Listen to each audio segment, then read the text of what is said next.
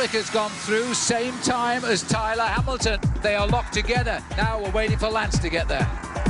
But, you know, life changes and sport changes and somebody comes along and is more focused and perhaps better prepared. And I never would have thought that I would be that person. But the defending champion wearing his US Postal Service colours, he has got an incredible cadence. Watch out for the corner. This is the corner that has been the undoing for several riders. He went round there very carefully. The pain is going all through his body. It's telling him, please stop, please give me a break. But look at the time. Paul, it's unbelievable. This is a winning time. Jan Ulrich, he says, I'm tired of finishing second. Mayo, the man that can't ride a time trial, is at least not going to lose that many seconds. Hamilton is not going to lose too much time, and Ulrich finishes just slightly better than Hamilton. Armstrong is watching that clock tick over. The time he has to beat is 6 minutes, 50 seconds, 0.9. As he races up to the line, he's going to have to sprint. It's going to be desperately close. He's going to throw down the gauntlet. That is an absolutely superb ride, and he has delivered a serious psychological blow to everybody else. The most important thing for me was not so much the difference to the main rivals, but just how I felt. It felt really good. You can say this is an important stage and this is an important stage, and of course whenever the opportunity is there you have to take it, because you never know what happens in 1 week. This is not a cakewalk, damn. These are really tough days now. Dangerous moments in the Tour. in this race I'm always scared, always nervous. It's risky, the peloton is nervous. Just happening now, a massive pile-up in the peloton. And that is the sort of fall you don't want. Look at his bike bounce.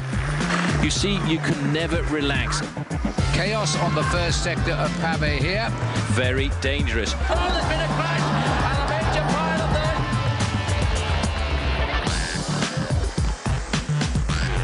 there. You factor in the rain or the wind or whatever else they throw out there. And the last 2 or 3 days for me, personally, has been really, really nerve-wracking.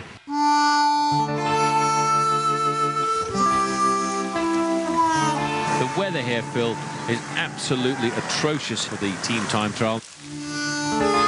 The team time trial, like always, it's a very nervous day, and on top of that is the rain. There were wet conditions on the start, so when you're a mechanic or director, or I think everybody in the team knew it was very dangerous. And there's some very slippery conditions. You can lose your tire just like that easily. These bikes are not made for handling, they're made for speed. It's going to be a difficult year to win. I mean, we have a lot of good guys out there in the peloton, a lot of good teams. A lot of things can happen. They are all off, and the rain is still tumbling down from the skies here in northern France. First goal is stay out of trouble and not have any crashes, and that's not easy to do. We've seen in the last 2 or 3 stages that there was a lot of crashes, so it's just a matter of stay safe and spare energy. Pay attention, Heikki, pay attention. Be careful, be careful, be careful. We go right. You don't feel good because any second something can happen on this condition. This is Benjamin Nobel. I think he's been dropped off the back of the group. Benjamin is dropped, eh? Benjamin is dropped, so we are 8 guys left. Obviously, Lance Armstrong cannot nurse Benjamin Noval. They have to keep on going. They're 5th through the first time check at 37 seconds, but it's a big disadvantage to lose one rider as strong as him so early in the team time trial. First time check, we were 36 seconds behind. Then you start thinking like, oh, where do we go? Well, of course, we don't know what Lance is going to do, but at the moment, I don't think that's a great start at all. We had an unofficial time split after 10 kilometers. We put somebody there and we knew we were behind. We are 40 seconds down.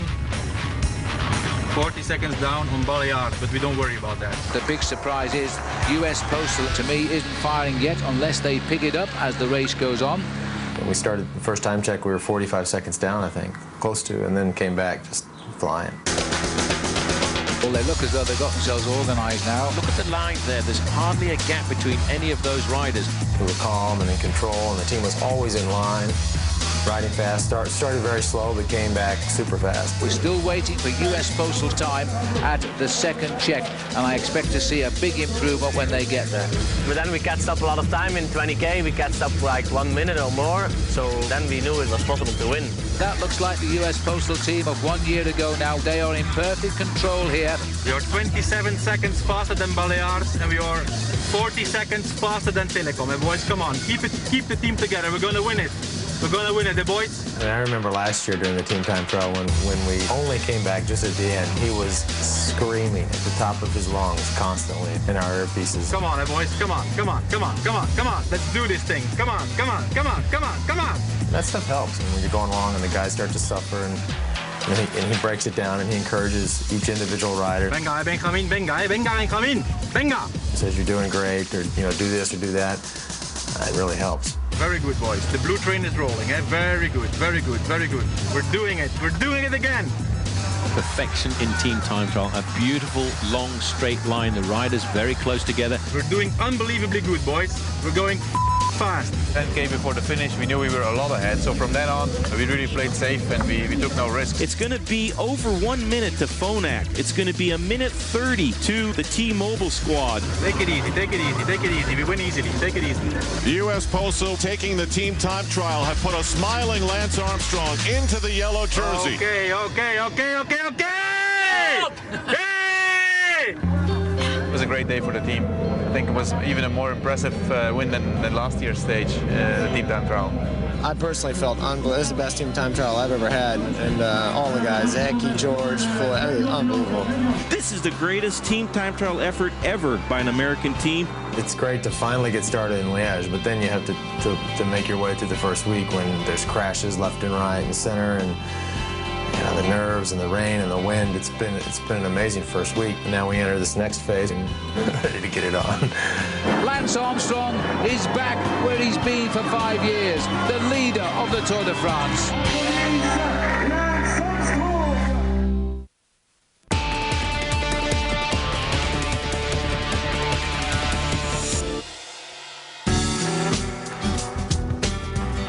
It's crazy. You're living out of buses and trucks and hotels, and they're long transfers.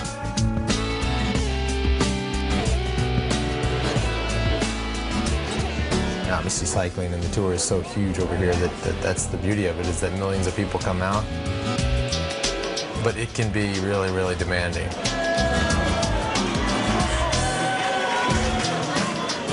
And you got to remember that this is a circus that moves all around France. Pretty high security there.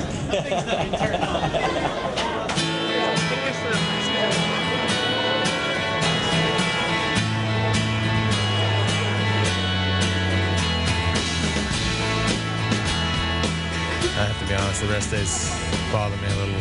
The body's so used to racing and doing the things that it does for 3 weeks, and to stop and do other things, you end up, at least me personally, end up sitting around the room going crazy. I'm not one of these people that wakes up in the morning and craves that kind of attention. I mean, for me, it's if I got up and I got out on my bike and just chill out with some buddies and go for a mountain bike ride or have beer or whatever and just relax. But these 3 weeks are far from that.